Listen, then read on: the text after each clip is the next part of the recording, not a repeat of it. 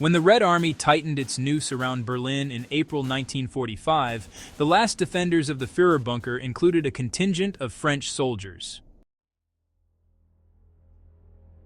Not former collaborators hiding their past, but men who had fought for the Nazi vision of Europe for nearly 2 years. By then, the original German Waffen-SS divisions were either shattered or surrendering west to the Americans. Yet roughly 300 survivors of the 33rd Waffen-Grenadier Division der SS Charlemagne chose to make their final stand not in Paris, but in a crumbling concrete garden under the Reich Chancellery. They drove through the night in captured Soviet trucks, dodging artillery fire, and reached the western suburbs of Spandau on the 24th. From there, they fought on foot for 2 kilometers to reach the Reichstag district, often moving through subway tunnels to avoid Soviet aircraft. When they arrived at Krukenberg's command post near the Olympic Stadium, he had exactly 108 men left. The rest had been killed or separated. What makes the French stand analytically useful is not heroism, but adaptation. Unlike many German units that crumbled into panic, the Charlemagne veterans used their Eastern Front experience to fight a precise, frugal street battle. They conserved anti-tank weapons for point-blank ambushes, waiting until Soviet T-34s passed their position before hitting the thinner rear armor. On April 27th, they held a sector near the airport at Tempelhof, knocking out 12 Soviet tanks in a single afternoon. One of the squad leaders, a former seminarian named Eugène Volo, destroyed 8 tanks on his own and earned the Knight's Cross for it, one of the last awarded.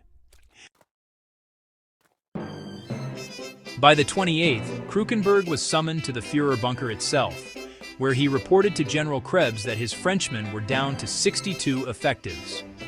What is rarely mentioned is that on that same day, Hitler personally authorized the transfer of remaining French SS troops to defend the bunker's immediate perimeter.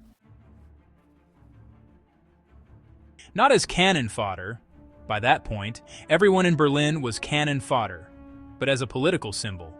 For Joseph Goebbels, the presence of French, Danish, and Norwegian SS men fighting alongside Germans proved his propaganda point, that this was a European crusade against Bolshevism. On April 29th, the French held the intersection at Wilhelmstrasse and Simmerstrasse, just 600 meters from where the Soviets were raising their flag. They ran out of rifle ammunition that afternoon and resorted to captured Soviet PPSH submachine guns, which used a different caliber and frequently jammed in German hands.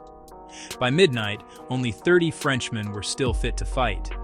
Krukenberg gave them a choice attempt to break out north or surrender to the Red Army and face near-certain execution. 27 chose to try the breakout. Most were captured within 2 hours. So why does this matter beyond a strange footnote about French men dying for a German dictator 600 kilometers from Paris? Because the Charlemagne division illustrates a truth that conventional military history often soft pedals ideology does not make soldiers fight longer, but it profoundly shapes how they surrender. French SS men did not believe they had a homeland to return to. They had already rejected the French Republic's legitimacy, so they fought until the street ended. Krukenberg himself survived the war, was released from Soviet custody in 1949, and lived quietly in West Germany until 1965. He never expressed regret. The lesson for today is not about bravery, but about what happens when a professional military is displaced by a political army that fears peacetime more than combat. Subscribe to War Machiner and share this if you value history that goes deeper. Because the bunker is gone. The questions it raised are not.